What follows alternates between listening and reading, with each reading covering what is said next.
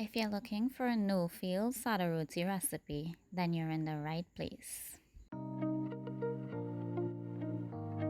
Here I have 2 cups of flour, 2.5 teaspoons of baking powder, and a pinch of salt, and I'm just gonna mix with a whisk. For a great Sada Roti, your baking powder to flour ratio is very important. For every cup of flour, I use 1.25 teaspoon of baking powder. You also need to ensure that all your dry ingredients are well incorporated before adding your water. Gradually start adding your water once all your dry ingredients are mixed well and bring together with your hand. Continue adding water until there is no more dried flour left.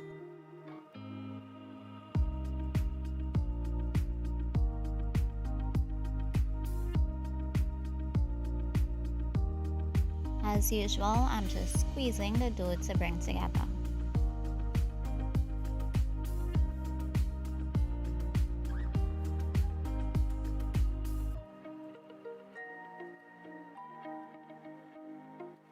Don't forget to clean the sides of the bowl as well.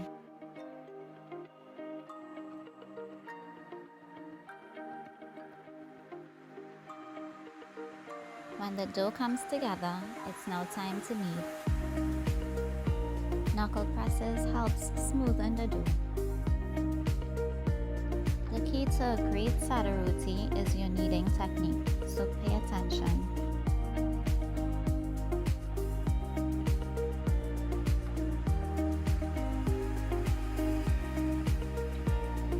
I slowed it down here so you can see exactly what I'm doing. You want to avoid folding over the dough because it will be stiff at the end. You also don't want to over knead the dough. Kneading should not exceed 5 minutes.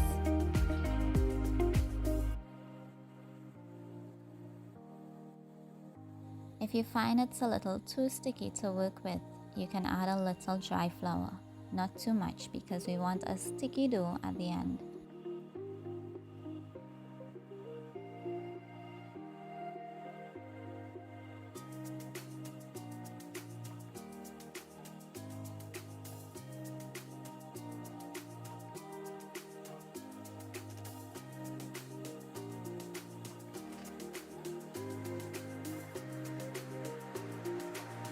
After kneading, cover with a damp paper towel and let rest for 30 minutes.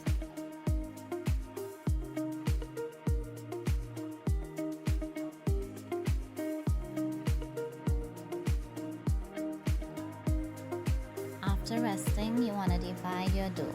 I used 2 cups of flour, so I'm going to divide my dough into 2 to give me 2 rotis.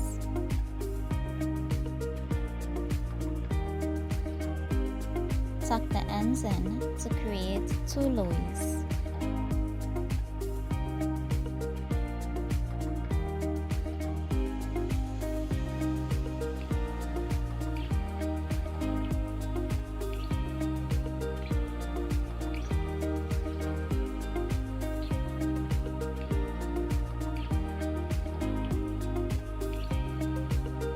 To prepare my work surface, I'm just putting down my kitchen towel to rest my chowky on.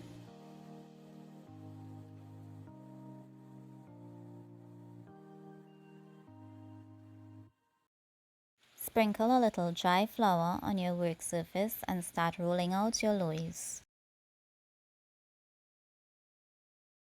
Here I'm just flattening it a little before rolling it out.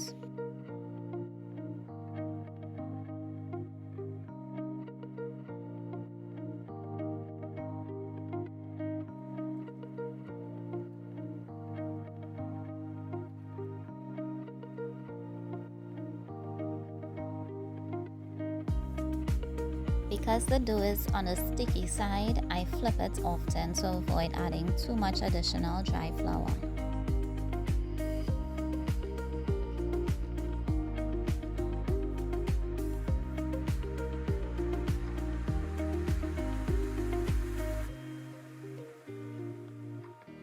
I like my rotis on the thinner side, so I roll it out pretty thin, but not as thin as a paratha roti.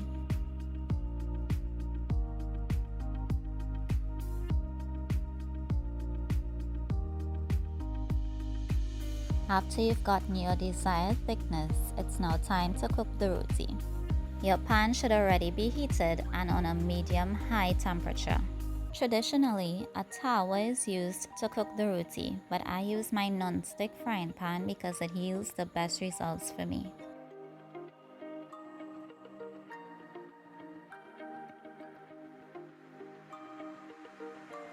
After a few seconds, you should see these little bubbles starting to form on your roti, and that's exactly what you want.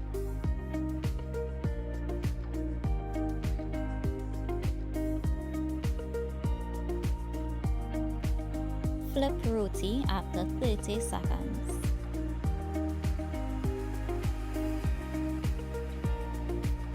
At this point, you may be thinking nothing's happening with your roti and it isn't swelling. But don't worry, don't panic, just have some patience. To achieve a great Sada Roti, you must pay close attention to detail.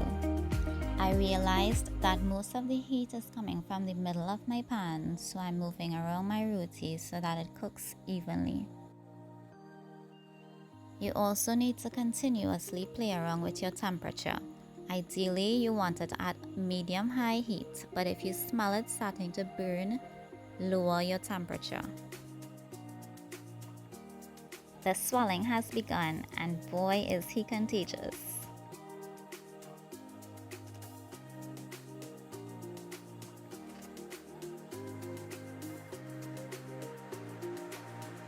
To save time, this part was sped up a little, but the roti took a total of 4 minutes and 10 seconds to fully swell.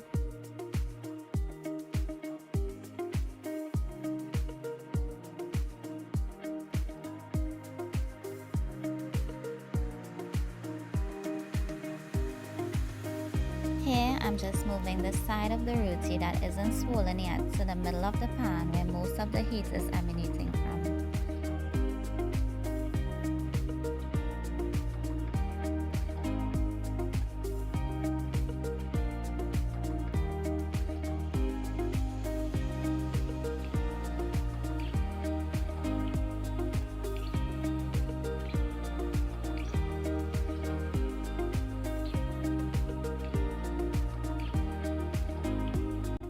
Guys, I must apologize for the upcoming clips. My ring light just decided it wants a break, it doesn't want to work anymore. But look at that swell.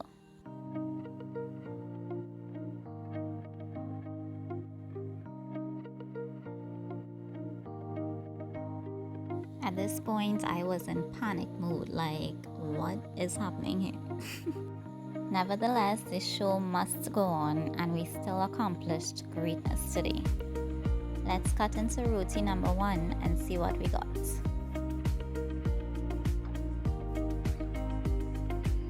Look at that, steaming hot roti. Let's try again using another technique. So as usual, you place your roti on your tawa or your pan, wait 30 seconds and then flip. Keep a clean plate nearby. For this method, I flip the roti every 30 seconds until it's cooked for a total of 2 minutes.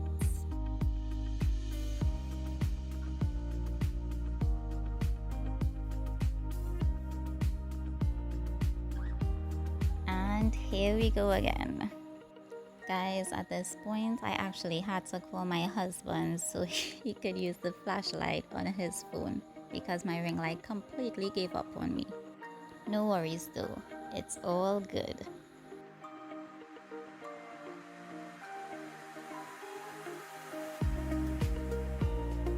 After cooking for 2 minutes, remove your roti from the pan. Immediately place in the microwave and heat up for 1 minute.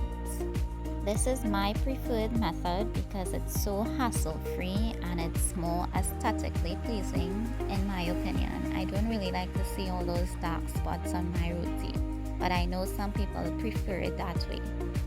But look at that swell.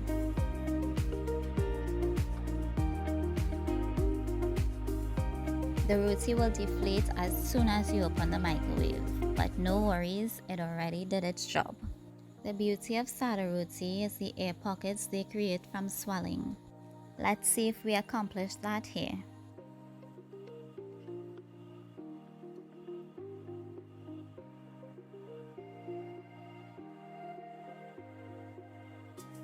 Wow, 10 out of 10, would definitely recommend. Here I have the two finished products. To the left we have the microwave method and to the right we have the pan method. Which do you prefer?